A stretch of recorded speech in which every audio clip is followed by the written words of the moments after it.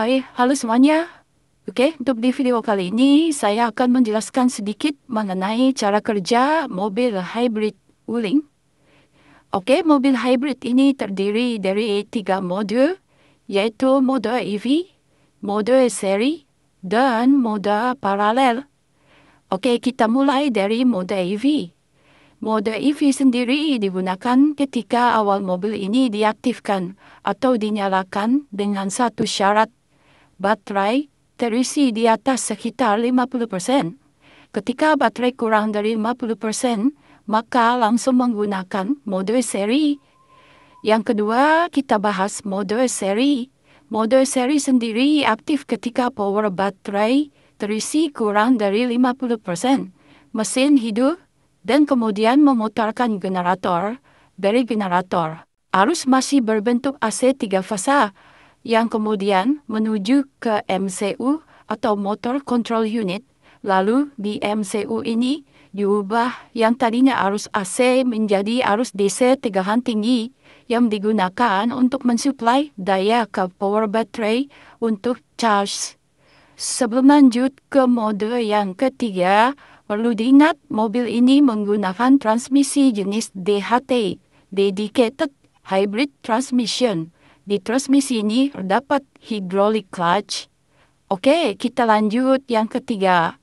Kita bahas mode paralel. Mode paralel sendiri aktif ketika kita berakselerasi di atas kecepatan sekitar 40 km per jam. Engine akan aktif, hydraulic clutch pun juga aktif, sehingga mesin dengan motor power langsung terhubung. Dan HCU akan memerintahkan MCU untuk mengaktifkan motor P3 atau motor power untuk saling berkolaborasi untuk memutarkan kedua roda depan. Ketika mobil berakselerasi di atas kecepatan 100 km per jam, maka HCU akan memerintahkan MCU untuk memutus suplai ke motor P3 sehingga full hanya mesin konvensional yang bekerja untuk memutar kedua roda depan dengan alasan keawetan dari motor power itu sendiri.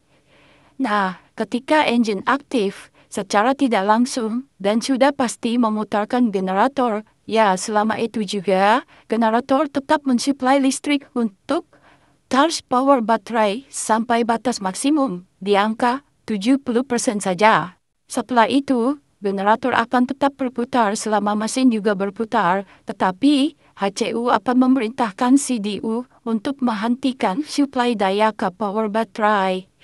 Terakhir, kita bahas kapan mobil mengisi daya ke baterai kecil atau aki. Jika pada mobil konvensional disuplai oleh alternator, di mobil listrik disuplai ketika keadaan mobil ready dan ketika generator aktif.